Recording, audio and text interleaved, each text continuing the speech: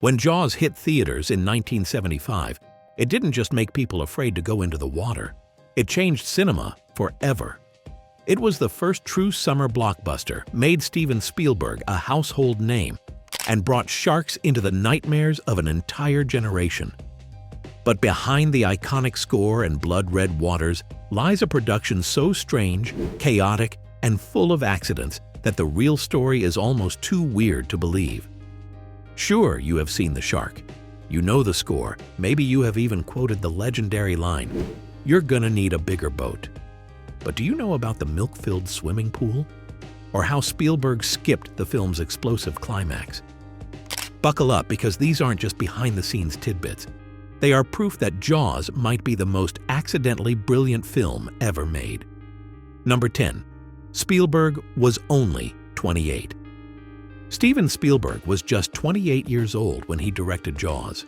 For a film that completely rewired the way Hollywood thought about summer releases, it is shocking to realize the man behind the camera was a young, relatively unproven director. Spielberg had done some TV work and directed a small film called The Sugar Land Express, which caught the eye of Universal. They handed him the Shark Movie project, and what followed was one of the most grueling and creatively demanding shoots of the decade. This wasn't just a coming-of-age moment for Spielberg. It was a trial by salt water, and somehow he didn't sink. Number 9. "You're gonna need a bigger boat" was a crew joke. Even if you have never seen Jaws, chances are you know the line, "You're gonna need a bigger boat." It is one of the most quoted lines in movie history. Yet it was not in the original script. Roy Scheider, who played Chief Brody, improvised it after hearing the crew say it on set all the time. The line began as a running joke among the production team. They were constantly frustrated with tight resources and would mutter whenever something went wrong. Scheider delivered it during a key scene, and Spielberg loved the spontaneity. Number 8. The crew nicknamed the film Flaws Shooting Jaws was a logistical nightmare.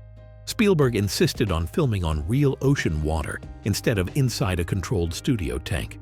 That decision made every day unpredictable. Boats drifted into the frame. Salt water corroded equipment. The actors got seasick. And worst of all, the mechanical shark barely functioned. The crew sarcastically nicknamed the production Flaws because of the constant technical failures. The production ran over budget and over schedule. Tensions between cast members, especially Richard Dreyfuss and Robert Shaw, created additional problems. Spielberg reportedly feared he had ruined his career, yet somehow all that chaos gave way to creativity. The director was forced to innovate and rethink scenes on the fly, and in doing so, made one of the most suspenseful films of all time. Number 7. The shark only appears for 4 minutes. For a movie about a killer shark, you barely see the creature. Jaws runs over 2 hours, but the shark appears for just 4 minutes. And that was not the original plan. The production team had built 3 full-sized mechanical sharks, expecting to showcase them throughout the film. But with constant breakdowns and technical malfunctions, Spielberg had to rely on indirect storytelling. This led to iconic choices like showing barrels pulled by the shark instead of the shark itself, and using ominous music to suggest its presence. This use of negative space, letting the viewer's imagination do the work, proved to be more terrifying than any rubber monster could have been. Number 6. The Ben Gardner head scene was shot in a swimming pool. One of the biggest jump scares in Jaws happens when Hooper finds Ben Gardner's boat and a severed head floats into view. Audiences screamed in theaters across the country. But that scene wasn't part of the original shoot. Spielberg decided to add it later after seeing how audiences reacted to other scares. Since the original set was no longer available, he filmed the head scene in editor Verna Field's backyard swimming pool. The crew filled the pool with milk to make the water murky, and the footage was seamlessly inserted into the film. A key moment in horror cinema came from a suburban pool on a shoestring budget. Enjoying these facts so far? Then hit that like button and subscribe for more deep dive breakdowns of legendary films. Now let's get back to the shark. Number 5. Spielberg skipped the shark's death scene. You would think a director would want to be present for the most explosive moment of their blockbuster. But Spielberg was not even on set when the shark exploded at the end of Jaws. Fearing a prank from the crew on the final day, he suspected they might throw him into the water, so he quietly left the island and flew back to Los Angeles. The crew filmed the dramatic shark explosion without him. That iconic shot of Brody blowing up the oxygen tank and sending the shark into bloody bits was completed without the director anywhere near the set. Spielberg found out later that they had pulled it off, and the footage ended up becoming one of the most famous moments in movie history. Number 4. Spielberg banned the color red, except for blood. Spielberg is a meticulous visual storyteller. He made a specific request to the art department during production: avoid the color red in costumes and set design. The goal was to make blood pop on screen, and it worked. If you watch the movie closely, you will notice a muted palette. Characters wear a lot of beige, blue, and green. The beach scenes are filled with soft tones. When red appears, it is almost always blood. This stylistic choice heightened the shock value of the shark attacks and made the violence stand out in an otherwise calm visual world. Spielberg did not want horror to be random. He wanted it to feel sharp, sudden, and unforgettable. Red was his secret weapon. Number 3. Robert Shaw gave the Indianapolis speech twice. Quint's monologue about the USS Indianapolis is one of the most haunting pieces of dialogue ever delivered in a film. But the version in the movie was not the first take. Robert Shaw, who played Quint, had a drinking problem. For the initial take of the monologue, he insisted on performing the scene while drunk, hoping it would add authenticity. The result was unusable. He slurred his lines and couldn't finish. The next day, sober and remorseful, he called Spielberg and asked for another chance. They reshot the monologue. This time, Shaw nailed it in 4 takes. The result was unforgettable. The speech gave the film emotional weight, contextualized the terror of the shark, and showcased Shaw's brilliance as a performer.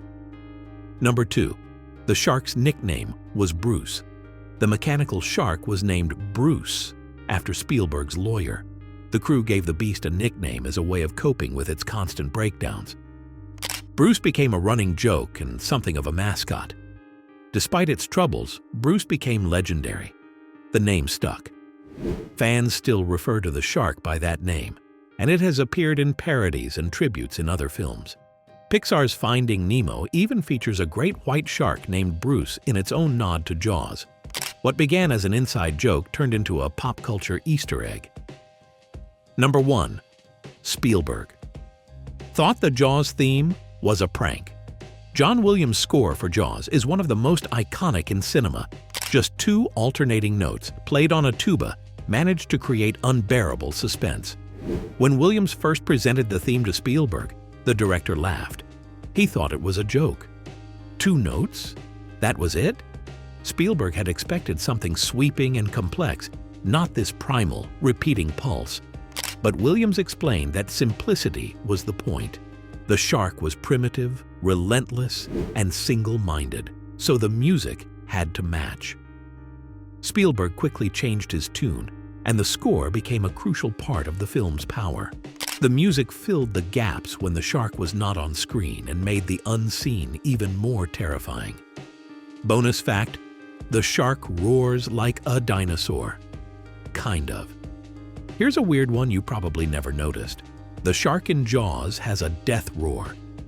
That's right, when the shark explodes at the end of the film, the sound it makes is not water splashing or metal crunching, but an actual roar.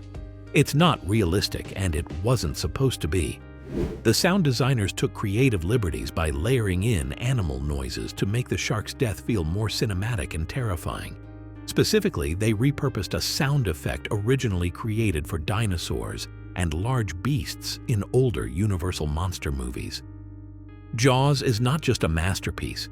It is a miracle of improvisation, invention, and sheer survival. What could have sunk Spielberg's career instead launched a new era of blockbuster filmmaking. If you learned something new or just want more behind-the-scenes secrets from your favorite classics, Drop a comment below. And don't forget to like and subscribe for more videos like this one. We're going to need a bigger audience.